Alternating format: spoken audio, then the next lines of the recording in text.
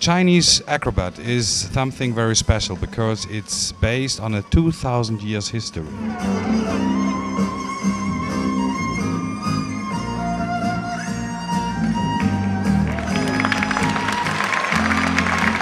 We have every year a complete new show where we use the outstanding acrobats of China to tell some stories about China.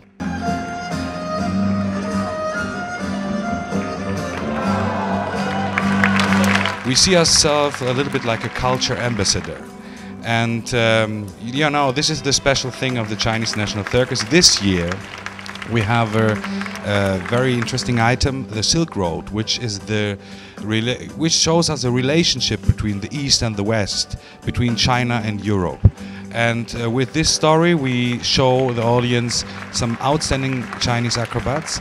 And you know, these Chinese artists who travel with us, they belong to the best in their country.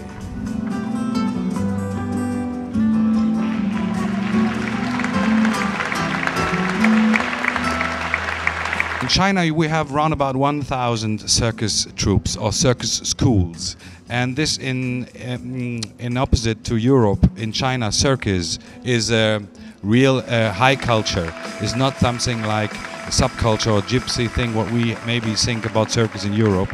You can compare it with ballet or with theater, opera, and sometimes acrobats are famous in their cities like soccer player in Europe. So I travel every year 2 months in China to look for interesting characters, outstanding acrobats, and yeah, for sure for great numbers. And this is what we present every year new.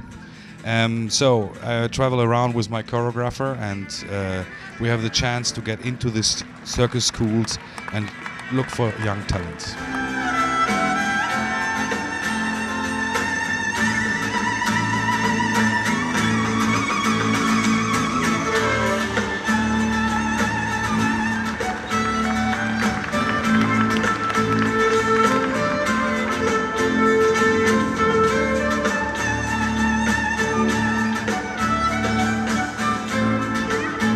Nobody is born like a producer. Before I learned my job like a pantomime and a clown, and I traveled with this job in the whole world. So I also worked in China and Japan and in America. So this is the reason why I sometimes go back on the stage.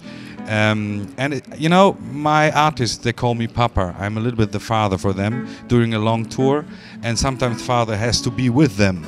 And this is why I'm with them on the stage. And also I think it shows the audience better, you know, that we are all one world, that we belong together.